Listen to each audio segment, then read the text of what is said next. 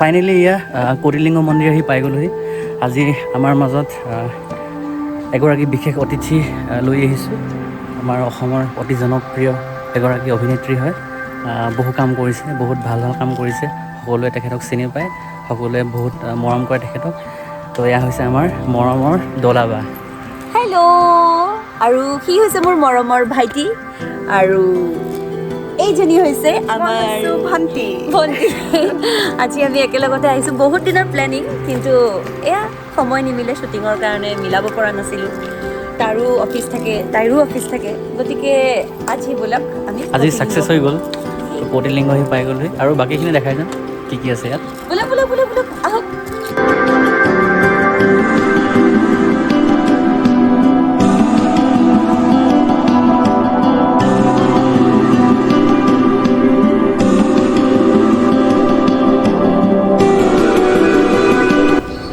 আমি আজি কোটিলিংগ গৈ আছোঁ। কোটিলিংগ কামাখ্যাৰ পৰা আৰু ওপৰলৈ উঠি যাব লাগে।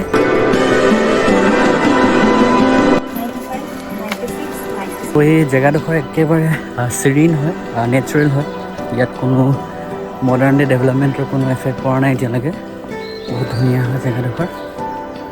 ইয়াত আহি সকলো ৰিলেক্স কৰিব পাৰে। একচুৱেলি ইয়ালৈ আহিবলৈ হ'লে বহুত ষ্টেপ বগাই আহিব লাগে। এৰাউণ্ড 380টামান ষ্টেপ আছে। ভাগৰ লাগি গ'ল, যেনে তেনে আহি পাইছোঁ আৰু। কোটিলিংগ মন্দিৰ ভগৱান শিৱ বাবাক সমৰ্পিত আৰু প্ৰসিদ্ধ কামাখ্যা মন্দিৰৰ ওচৰত অৱস্থিত। এই মন্দিৰটো 1565 খ্ৰীষ্টাব্দত নিৰ্মাণ কৰা হৈছিল বুলি বিশ্বাস কৰা হয়। মন্দিৰৰ ভিতৰত সোমাই দেখা যায় যে গণেশ বাবাৰ মূৰ্তিও স্থাপিত হৈ আছে, য'ত মানুহে প্ৰথমে তেওঁক দৰ্শন দিহে ভিতৰলৈ প্ৰৱেশ কৰিব লাগে বুলি কোৱা হয়। ইয়াৰ মান্যতা আছে যে গণেশ বাবাৰ মূৰ্তি য'ত স্থাপিত হৈ আছে তাৰ পৰা ওলাই অহা বাটটো এনেই সৰু, য'ৰ পৰা আপুনি ওলাই আহিব পাৰিলে আপোনাৰ সমস্ত পাপ খণ্ডন হৈ যায় বুলি বিশ্বাস কৰা হয়। হাই, বহুত দিনৰ পৰা আমি প্লেনিং কৰি আছিলোঁ যে আমি কোটিলিংগ আহিম। সি বহুতবাৰৰ পৰা মোক কৈ আছিলে, দুলাবা বোলক আমি কোটিলিংগ যাওঁ। আচলতে আমি বহুত দিনৰ পৰা প্লেনিং কৰি আছিলোঁ। মোৰ শ্বুটিঙৰ কাৰণে মই আহিব নোৱাৰোঁ, কেতিয়াবা তাৰ অফিচ থাকে। গতিকে আজি চাগে আমাক শিৱ বাবাই ইয়াত অহাটো বিচাৰিছে। সকলো ফালৰ পৰা মিলি গৈছে, গতিকে আমি আহিছোঁ আৰু ইমান ধুনীয়াকৈ পূজা কৰিছোঁ। সঁচাকৈ বহুত বেছি ভাল লাগি গৈছে। ভিতৰত যিহেতু আমি দেখাব নোৱাৰোঁ, গতিকে সেইখিনি বাৰু আপোনালোকে আহিলেই চাব পাৰিব। আৰু খুব সুন্দৰ ঠাই, বহুতেই আহিছে, বহুতেই গম পায়। আৰু আটাইতকৈ শান্তিপূৰ্ণ ঠাই।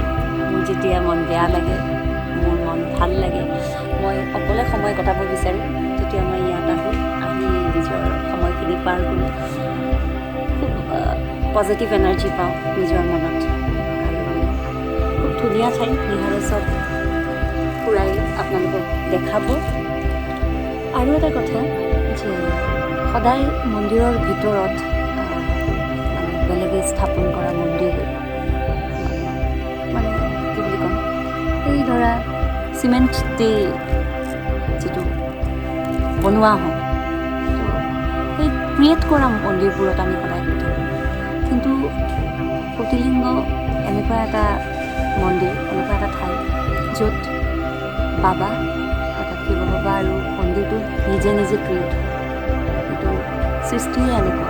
ইয়াতে কোনো মানুহে তেনেকুৱাকৈ একো বনোৱা নাই। মন্দিৰৰ ভিতৰতো সঁচাকৈ অদ্ভুত এটা অনুভৱ হয়। বহুত শক্তি পোৱা যেন লাগে। আহিব আপোনালোকে। ইয়াত অহাৰ শান্তিটো কি, মই কিয় অকলে আহি পেলাই ইয়াত নিজৰ সময়খিনি পাৰ কৰোঁ, সেইটো আপোনালোকে অনুভৱ কৰিব পাৰিব। আজি নিহাৰে এটা সাংঘাতিক অনুভৱ এটা লৈছে। মানে লাইফৰ ফাৰ্ষ্ট টাইম এইটো এক্সপিৰিয়েঞ্চ কৰিছোঁ। এইটো মানে এটা বেলেগ এক্সপিৰিয়েঞ্চ, নিজে কৰিলেহে গম পাব। আচলতে ভিডিঅ'ত আপোনালোকে দেখা পাব, খুব সৰু এটা সুৰংগৰ ভিতৰৰ পৰা নিহাৰে ওলাই আহে।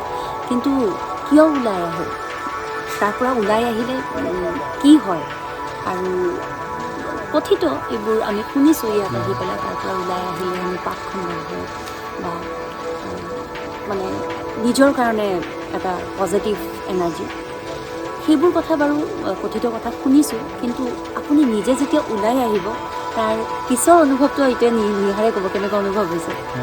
মানে প্ৰথমতে ওলাই আহিব নোৱাৰিম বুলি ভাবিছিলোঁ।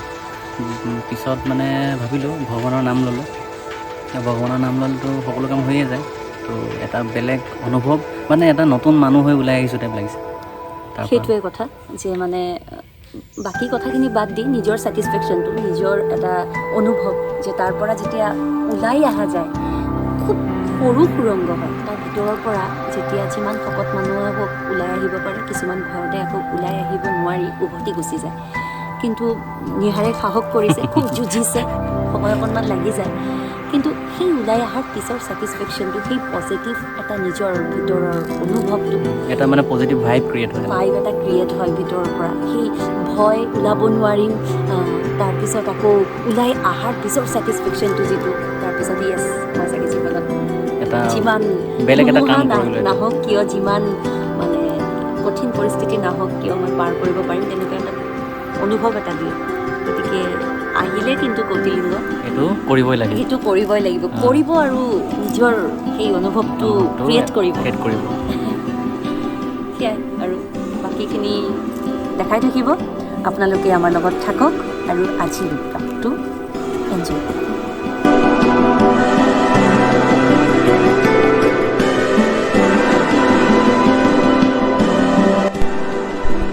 এইটো প্ৰসিদ্ধ নীলাচল পাহাৰৰ উত্তৰ দিশত অৱস্থিত এটা গুহা মন্দিৰ।